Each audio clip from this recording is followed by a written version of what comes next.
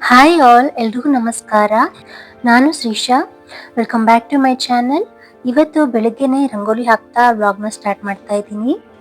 ಹಾಗೆ ಇವತ್ತು ಒಂದು ಇಂಟ್ರೆಸ್ಟಿಂಗ್ ಟಾಪಿಕ್ನ ಡಿಸ್ಕಸ್ ಮಾಡಕ್ ಬಂದಿದ್ದೀನಿ. ಅದೇನಪ್ಪಾ ಅಂತಂದ್ರೆ ಹ್ಯಾಪಿಲಿ ಮ್ಯಾರಿಡ್ ಲೈಫ್. ಹೆಣ್ಮಕ್ಳು ಮದ್ವೆ ಆದ್ಮೇಲೆ ತಮ್ಮ ಜೀವನನ ಹೇಗ್ ಸಂತೋಷವಾಗಿ ಇಟ್ಕೊಳ್ಬೇಕು, ಯಾವ ಟಿಪ್ಸ್ ನ ಫಾಲೋ ಮಾಡಿದ್ರೆ ಅವರು ತಮ್ಮ ಜೀವನದಲ್ಲಿ ಸಂತೋಷವಾಗಿರ್ಬಹುದು, ನಾವು ಸಂತೋಷವಾಗಿ ಇರಕ್ ಆಗ್ತಿಲ್ಲ ಅಂದ್ರೆ ನಾವು ಈ ತರ ಟಿಪ್ಸ್ ನ ಫಾಲೋ ಮಾಡೋದ್ರಿಂದ ಸ್ವಲ್ಪನಾದ್ರೂ ನಾವು ಹ್ಯಾಪಿ ಆಗಿರ್ಬೋದು. ಬನ್ನಿ ಹಾಗಿದ್ರೆ ತಡ ಮಾಡೋದ್ ಬೇಡ, ಯಾವ ಟಿಪ್ಸ್ ಅಂತ ತಿಳ್ಕೊಂಡ್ಬಿಡೋಣ. ನಂಬರ್ 1 ಏನಂತಂದ್ರೆ, ಮದ್ವೆ ಆದ್ಮೇಲೆ ಗಂಡ ಹೆಂಡತಿ ಇಬ್ರ ನಡುವೆ ತುಂಬಾನೇ ಅಂಡರ್ಸ್ಟ್ಯಾಂಡಿಂಗ್ ಇರಬೇಕು. ಇಲ್ಲ ಅಂತಂದ್ರೆ ಅದು ತುಂಬಾನೇ ಕಷ್ಟ. ಅದು ಹೆಣ್ಮಕ್ಳಿಗಂತೂ ತುಂಬಾನೇ ಕಷ್ಟ. ಯಾಕಂತಂದ್ರೆ ನಾವು ಒಂದ್ ಮನೆಯಿಂದ ಇನ್ನೊಂದ್ ಮನೆಗೆ ಹೋಗಿ ಇರ್ತೀವಿ. ಹಾಗಾಗಿ ಗಂಡ್ ಮಕ್ಳಿಗಿಂತ ಜಾಸ್ತಿ ಕಷ್ಟ ಆಗೋದು ಹೆಣ್ಮಕ್ಳಿಗೇನೆ. ಹಾಗಾಗಿ ಗಂಡ ಹೆಂಡತಿನ, ಹೆಂಡತಿ ಗಂಡನ ಅಂಡರ್ಸ್ಟ್ಯಾಂಡ್ ಮಾಡ್ಕೊಂತ ಇದ್ರೆ ನಾವು ನಮ್ಮ ಜೀವನದಲ್ಲಿ ಸಂತೋಷವಾಗಿರ್ಬೋದು.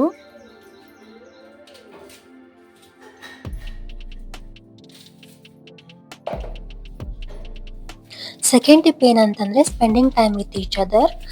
ಗಂಡ ಹೆಂಡತಿ ಇಬ್ರು ಒಬ್ರಿಗೊಬ್ರು ಟೈಮ್ ಕೊಟ್ಕೊಳ್ಳೋದು ತುಂಬಾನೇ ಮುಖ್ಯ. ನಮ್ಮ ಲೈಫಲ್ಲಿ ಎಷ್ಟೇ ಬ್ಯುಸಿ ಆಗಿದ್ರು ನಾವು ಡೈಲಿ 1 ಅವರ್ ಆದ್ರೂ ಇಬ್ರು ಕೂತ್ಕೊಂಡು ಮಾತಾಡೋದಾಗ್ಲಿ, ನಮ್ದು ಇವತ್ತು ಡೈಲಿ ಏನೇನಾಯ್ತು ಏನೇನಿಲ್ಲ ಅಂತ ಡಿಸ್ಕಸ್ ಮಾಡೋದಾಗ್ಲಿ, ನಮ್ಮ ಇಷ್ಟ ಕಷ್ಟಗಳ ಬಗ್ಗೆ ತಿಳ್ಕೊಳ್ಳೋದಾಗ್ಲಿ, ಇದನ್ನೆಲ್ಲ ಖಂಡಿತವಾಗ್ಲೂ ಮಾಡ್ಕೊಳ್ಬೇಕು. ಇದರಿಂದ ನಮ್ಮ ಬಾಂಧವ್ಯ ಗಟ್ಟಿ ಆಗೋದಲ್ದೇನೆ ನಾವು ಜೀವನದಲ್ಲಿ ಒಂಟಿ ಅಲ್ಲ, ನಮಗೋಸ್ಕರ ಒಬ್ರು ಇದ್ದಾರೆ, ನಮ್ಮ ಜೀವಕ್ಕೆ ನಮಗೆ ಜೀವ ಕೊಡೋರು ಒಬ್ರು ಇದ್ದಾರೆ ಅಂತ ನಮ್ಗೆ ಯಾವಾಗಲೂ ಫೀಲ್ ಆಗ್ತಿರುತ್ತೆ. ಇದಕ್ಕಿಂತ ಮುಂಚೆನೂ ನಮಗೆ ಅಪ್ಪ ಅಮ್ಮ, ಅಣ್ಣ ಅಕ್ಕ ತಂಗಿ ಎಲ್ಲರೂ ಇರ್ತಾರೆ. ಆದರೆ ಎಲ್ಲರಿಗಿಂತ ಮಿಗಿಲಾಗಿದ್ದು ಗಂಡ ಹೆಂಡತಿ ಸಂಬಂಧ. ಹಾಗಾಗಿ ನಾವು ಇದನ್ನ ಯಾವಾಗಲೂ ತುಂಬಾ ಭದ್ರತೆಯಿಂದ ಕಾಪಾಡ್ಕೊಳ್ಬೇಕಾಗತ್ತೆ.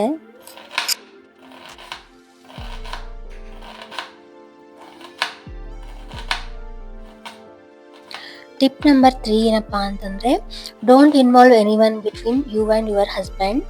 ಹೌದು, ನಿಮ್ಮ ಮತ್ತು ನಿಮ್ಮ ಗಂಡನ ಮಧ್ಯ ಯಾರನ್ನೂ ಬರಲಿಕ್ಕೆ ಬಿಡಕ್ಕೆ ಹೋಗಬೇಡಿ. ನಿಮ್ಮ ವಿಷಯ ಏನೇ ಇದ್ರು, ಜಗಳ ಏನೇ ಇದ್ರು ನಿಮ್ಮ ಮತ್ತು ನಿಮ್ಮ ಗಂಡನ ಮಧ್ಯೆನೇ ಇರಬೇಕು. ನಿಜವಾಗ್ಲೂ ಅದು ತುಂಬಾನೇ ಮುಖ್ಯ.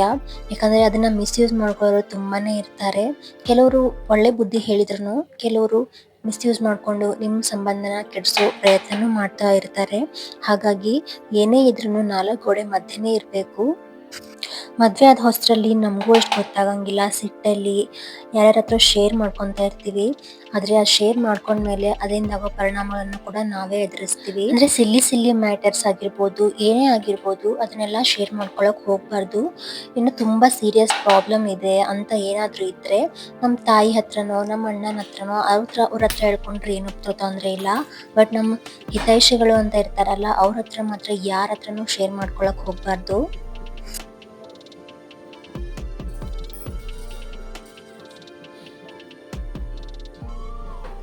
ಟಿಪ್ ನಂಬರ್ 4 ಏನಂತಂದ್ರೆ, ಡೋಂಟ್ ಆರ್ಗ್ಯೂ. ಏನಾದರೂ ಒಂದು ಮಾತು ಬರುತ್ತೆ ಹೋಗುತ್ತೆ ಗಂಡ ಹೆಂಡತಿ ಅಂದಮೇಲೆ. ಅಂದರೆ ಇವಾಗ ಈಗಿನ ಕಾಲದಲ್ಲಿ ಅಂತಲ್ಲ, ಯಾವಾಗಾದರೂ ಅಷ್ಟೇ, ನಾವು ಒಬ್ರ ಜೊತೆ ಒಬ್ರು ಇರಬೇಕು ಅಂತಂದರೆ ಒಂದು ಮಾತು ಹೋಗುತ್ತೆ, ಒಂದು ಮಾತು ಬರುತ್ತೆ. ಅದನ್ನು ಬೆಳೆಸ್ಕೊಳ್ತಾ ಹೋಗಬಾರ್ದು. ಒಬ್ಬರಾದರೂ ಸುಮ್ಮನಾಗಬೇಕು. ಫಾರ್ ಎಕ್ಸಾಂಪಲ್ ಏನಂತಂದರೆ, ಬೆಳಗ್ಗೆ ಆಫೀಸ್ಗೆ ಹೋಗುವಾಗ ನಿಮ್ಮ ಗಂಡ ಏನಾದರೂ ಟೆನ್ಷನಲ್ಲಿ ನಿಮಗೆ ಬೈದಿದ್ರೆ, ಅವರು ಆಫೀಸಿಂದ ಬಂದಮೇಲೂ ಸಹ ನೀವು ಅದನ್ನೇ ಮನಸ್ಸಲ್ಲಿ ಇಟ್ಕೊಂಡು ಮುಂದುವರಿಸ್ತಾ ಹೋಗಬಾರ್ದು. ಅವರಿಗೆ ನಾವು ತಾನು ಬೆಳಿಗ್ಗೆ ಏನು ಅಂದಿರ್ತೀನಿ ಅಂತಲೂ ಸಹ ನೆನಪಿರೋದಿಲ್ಲ. ನಾವು ಅದನ್ನೇ ಕಂಟಿನ್ಯೂ ಮಾಡ್ಕೊತಾ ಹೋದರೆ ಆಫೀಸಿಂದ ಬಂದ ತಕ್ಷಣ ಗಂಡನಿಗೂ ಸಹ ಏನಪ್ಪ ಇದು, ಮನೆಗೆ ಬಂದರೂ ಸಹ ನೆಮ್ಮದಿ ಇಲ್ಲ ಅಂತ ಅನಿಸ್ಬಿಡುತ್ತೆ. ಹಾಗಾಗಿ ನಾವು ಯಾವುದನ್ನು ಕಂಟಿನ್ಯೂ ಮಾಡೋಕ್ಕೆ ಹೋಗಬಾರ್ದು.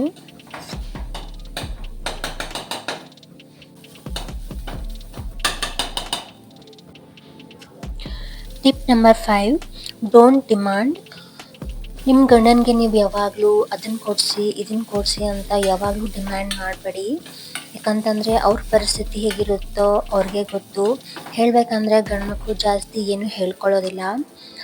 ಹಣದ ವಿಷಯ ಆಗಿರ್ಬೋದು, ಏನೇ ಆಗಿರ್ಬೋದು, ಗಂಡ್ಮಕ್ಳು ಜಾಸ್ತಿ ಎಲ್ಲ ಮನಸ್ಸಲ್ಲೇ ಇಟ್ಕೊಂಡಿರ್ತಾರೆ. ಹೆಣ್ಮಕ್ಳ ಥರ ಅವ್ರು ಯಾರ ಹತ್ರನೂ ಶೇರ್ ಮಾಡ್ಕೊಳಕ್ಕೆ ಹೋಗೋದಿಲ್ಲ. ಇದನ್ನು ನೀವು ಅರ್ಥ ಮಾಡಿಕೊಂಡು ನಿಮ್ಮ ಹಾಸಿಗೆ ಎಷ್ಟಿರುತ್ತೋ ಅಷ್ಟೇ ಕಾಲು ಚಾಚಬೇಕು. ಪಕ್ಕದ ಮನೆಯವ್ರು ಆ ಸೀರೆ ತಗೊಂಡ್ರು, ಇದು ತಗೊಂಡ್ರು, ಆ ಫ್ರಿಡ್ಜ್ ತಗೊಂಡ್ರು ಅಂತ ನೀವು ನಿಮ್ಮ ಗಂಡನಿಗೆ ಟಾರ್ಚರ್ ಕೊಡ್ತಾ ಹೋದರೆ ಅವ್ರಿಗೆ ನೆಮ್ಮದಿನೇ ಇಲ್ದಂಗೆ ಆಗ್ಬಿಡುತ್ತೆ. ಹಾಗಾಗಿ ಅವ್ರು ಏನೇ ಕೊಡ್ಸೋದಿದ್ರೂ ಅವರಿಗೆ ಅವಶ್ಯಕತೆ ಇದ್ದರೆ ಅವ್ರು ಕೊಡ್ಸಿರ್ತಾರೆ ನಿಮಗೆ. ಬೇಕಿದ್ರೆ ನೋಡಿ, ಗಂಡು ಮಕ್ಕಳು ತಮಗೆ ಅಂತ ಏನೂ ತೊಗೊಳೋದಿಲ್ಲ, ಅವ್ರು ಎಲ್ಲ ಮಾಡೋದು ಮನೆಗೆ ಮಾಡಿರ್ತಾರೆ. ಅವ್ರು ತೊಗೊಳೋದು ಅಂತಂದರೆ ಅಬ್ಬಬ್ಬಾ ಅಂತಂದರೆ ಶರ್ಟ್ ಪ್ಯಾಂಟ್ ಅಷ್ಟನ್ನು ಬಿಟ್ಟರೆ ಜಾಸ್ತಿ ಅವ್ರು ಏನೂ ತೊಗೊಳಕ್ಕೆ ಹೋಗಂಗಿಲ್ಲ. ಎಲ್ಲ ನಮಗಾಗಲಿ ಮಕ್ಕಳಿಗಾಗಲಿ ಮನೆಗಾಗಲಿ ಇದನ್ನೇ ತೊಗೊಂಡು ಬರ್ತಾ ಇರ್ತಾರೆ. ಹಾಗಾಗಿ ಅನ್ನೆಸರಿಯಾಗಿ ಸುಮ್ಮನೆ ನಿಮ್ಮ ಗಂಡನ ಹತ್ರ ಅದು ಬೇಕು ಇದು ಬೇಕು ಅಂತ ಡಿಮ್ಯಾಂಡ್ ಮಾಡೋಕ್ಕೆ ಹೋಗಬೇಡಿ.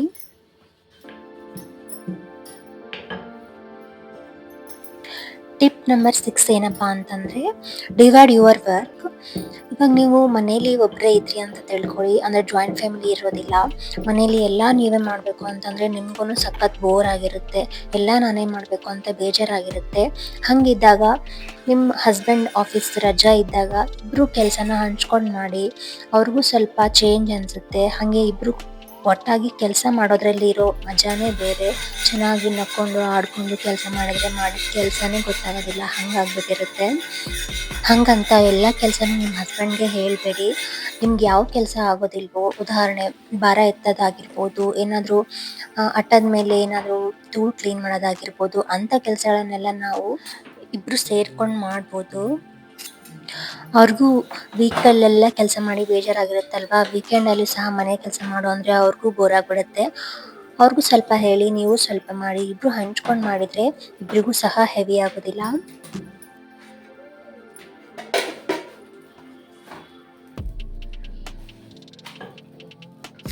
Tip number 7, respect each other. ನಾವು ಮದುವೆ ಆದಮೇಲೆ ಇಬ್ಬರು ಒಬ್ರಿಗೊಬ್ರು ತುಂಬಾ ರೆಸ್ಪೆಕ್ಟ್ ಕೊಡಬೇಕಾಗುತ್ತೆ.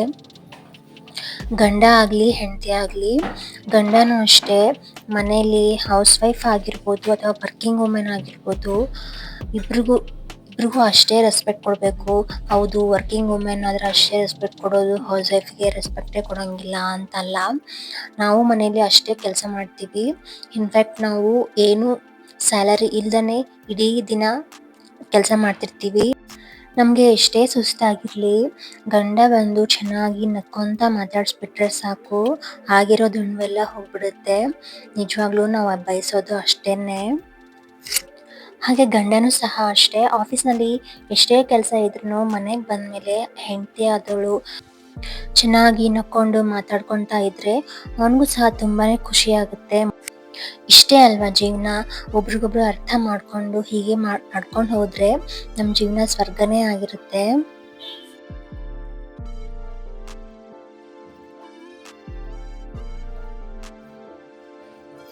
ಟಿಪ್ ನಂಬರ್ 8 ಏನಪ್ಪಾ ಅಂತಂದರೆ, go outside with your wife. ಹೌದು, ಎಸ್ಪೆಷಲಿ ಹೌಸ್ ವೈಫ್ ಇದ್ರು ಅಂತಂದರೆ ನೀವು ಅವ್ರನ್ನ ಪ್ರತಿ ವೀಕೆಂಡ್ ಆದರೂ ಹೊರಗಡೆ ಕರ್ಕೊಂಡು ಹೋಗಲೇಬೇಕು. ಯಾಕಂದರೆ ನಮಗೆ ಇಡೀ ವಾರ ಮನೆಯಲ್ಲೇ ಇದ್ದು ಬೋರ್ ಆಗಿಬಿಟ್ಟಿರುತ್ತೆ. ಹಾಗಾಗಿ ಹೆಂಡತಿ ಅದನ್ನು ಬಯಸ್ತಿರ್ತಾಳೆ, ಎಲ್ಲಾದರೂ ನನ್ನ ಗಂಡನ ಜೊತೆ ಹೊರಗೆ ಹೋಗಬೇಕು ಅಂತ. ಅಟ್ಲೀಸ್ಟ್ 1 ಅವರಿಂದ 2 ಅವರ್ವರೆಗಾದ್ರೂ ಹೊರಗಡೆ ಸುತ್ತಾಡ್ಕೊಂಡು ಬನ್ನಿ. ಅಂದರೆ ಹೊರಗಡೆ ತುಂಬ ದೂರ ಹೋಗ್ಬೇಕಂತೇನೂ ಇಲ್ಲ, ಜಸ್ಟ್ ಪಾರ್ಕ್ಗೆ ಹೋಗ್ಬೋದು, ಇಲ್ಲ ಅಂತಂದರೆ ದೇವಸ್ಥಾನಕ್ಕೆ ಹೋಗ್ಬೋದು, ಇಲ್ಲ ಅಂತಂದರೆ ಮಾಲಿಗೆ, ಈ ಥರ ಯಾವುದಾದ್ರೂ ಒಂದು ಪ್ಲೇಸ್ಗೆ ಕರ್ಕೊಂಡು ಹೋದರೆ ಅವ್ರಿಗೂ ಸಹ ತುಂಬ ಖುಷಿಯಾಗುತ್ತೆ. ಹಾಗೆ ನೀವು ಸಹ ನಿಮ್ಮ ಹೆಂಡತಿ ಜೊತೆ ಸ್ವಲ್ಪ ಸಮಯನೂ ಕಳೆದಂಗೆ ಆಗುತ್ತೆ. ಆದರೆ ಹೆಣ್ಮಕ್ಳು ನಾವು ಸಹ ಅರ್ಥ ಮಾಡ್ಕೋಬೇಕು, ಪ್ರತಿ ವಾರ ಕರ್ಕೊಂಡು ಹೋಗಲೇಬೇಕು ಅಂತ ಹಠ ಹಿಡಿದು ಕೂತ್ಕೊಳ್ಬಾರ್ದು. ಒಬ್ಬೊಮ್ಮೆ ಅವ್ರಿಗೂ ಸಹ ಇಡೀ ವಾರ ಹೊರಗಡೆ ಇದ್ದು ಸಾಕಾಗಿರುತ್ತೆ, ಮನೇಲೇ ರೆಸ್ಟ್ ಮಾಡ್ಬೇಕನ್ಸಿರುತ್ತೆ, ಒಂದೊಂದ್ಸರಿ ಕರ್ಕೊಂಡು ಹೋಗೋಕೆ ಆಗಿರೋದಿಲ್ಲ. ಅದನ್ನು ನಾವು ಅರ್ಥ ಮಾಡಿಕೊಂಡು ಅವ್ರಿಗೆ ಯಾವಾಗ ರೆಸ್ಟ್ ಬೇಕು ಆವಾಗ ರೆಸ್ಟನ್ನು ಕೊಟ್ಟು, ಅವ್ರಿಗೆ ಚೆನ್ನಾಗಿ ಅನ್ನಿಸ್ದಾಗ ನಾವು ಹೊರಗಡೆ ಕರ್ಕೊಂಡು ಹೋದಾಗ ಅವ್ರಿಗೂ ಮನಸ್ಸಿಗೆ ನೆಮ್ಮದಿ ಸಿಗುತ್ತೆ. ಇಲ್ಲ ಅಂತಂದರೆ ಟಾರ್ಚರ್ ಕೊಟ್ಕೊಂಡು ಕರ್ಕೊಂಡು ಹೋದರೆ ಅವರು ಆರಾಮಾಗಿರೋಕ್ಕಾಗಲ್ಲ, ನಾವು ಖುಷಿಯಾಗಿರೋಕ್ಕಾಗಲ್ಲ. ಎಲ್ಲನೂ ನಮ್ಮ ಕೈಯಲ್ಲೇ ಇದೆ. ಹೀಗೆ ಗಂಡ ತಪ್ಪು ಮಾಡಿದಾಗ ಹೆಂಡತಿ ಆಗಲಿ, ಹೆಂಡತಿ ತಪ್ಪು ಮಾಡಿದಾಗ ಗಂಡ ಆಗಲಿ, ಒಬ್ರನ್ನೊಬ್ರು ಅರಿತುಕೊಂಡು ಅವ್ರ ತಪ್ಪನ್ನು ಕ್ಷಮಿಸ್ಕೊಂಡು ಹೀಗೆ ಜೀವನ ಮಾಡ್ಕೊತಾ ಹೋದರೆ ನಾವು ಭೂಮಿ ಮೇಲೇ ಸ್ವರ್ಗನೇ ನೋಡ್ಬೋದು.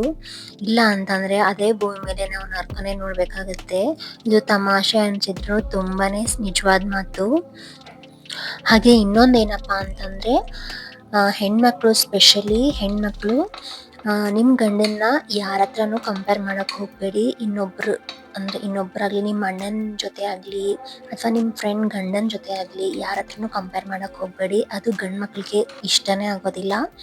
ಹಾಗೆ ಗಂಡು ಮಕ್ಳಿಗೆ ಏನಪ್ಪ ಅಂತಂದರೆ ಒಂದು ಸಜೆಷನು, ನಿಮ್ಮ ಹೆಂಡ್ತಿನ ಯಾವಾಗಲೂ ಹೊಗಳ್ತಾನೆ ಇರಿ. ಯಾಕಂತಂದರೆ ಹೆಣ್ಮಕ್ಳಿಗೆ ಹೊಗಳೋದಷ್ಟು ತುಂಬಾ ಇಷ್ಟ ಆಗುತ್ತೆ. ಇವತ್ತಿನ ವಿಡಿಯೋ ಇದಾಗಿತ್ತು. ಈ ವಿಡಿಯೋದಿಂದ ನಿಮಗೆ ಸ್ವಲ್ಪನಾದರೂ ಬೆನಿಫಿಟ್ ಆಯಿತು ಅಂತಂದರೆ ಪ್ಲೀಸ್ ಒಂದು ಲೈಕ್ ಮಾಡಿ, ಹಾಗೆ ಶೇರ್ ಮಾಡಿ ಮತ್ತು ಕಮೆಂಟ್ ಮಾಡಿ. ಮತ್ತು ಯಾವುದಾದ್ರೂ ಟಾಪಿಕ್ ಬಗ್ಗೆ ಮಾತಾಡಬೇಕು ಅಂತಂದರೆ ಆ ಟಾಪಿಕ್ನ ಕಮೆಂಟ್ನಲ್ಲಿ ಹೇಳಿ. ನಾನು ಅದ್ರ ಬಗ್ಗೆ ವಿಡಿಯೋ ಮಾಡೋಕ್ಕೆ ಪ್ರಯತ್ನ ಮಾಡ್ತೀನಿ. ಇವತ್ತಿನ ಈ ವಿಡಿಯೋ ನಿಮಗೆ ಇಷ್ಟ ಆಯಿತು ಅಂತ ಭಾವಿಸ್ತಾ ನೆಕ್ಸ್ಟ್ ವಿಡಿಯೋದಲ್ಲಿ ಮತ್ತೆ ನಿಮ್ಮೊಂದಿಗೆ ಸಿಗ್ತೀನಿ. ಅಲ್ಲಿವರೆಗೂ ಟೇಕ್ ಕೇರ್. Thank you.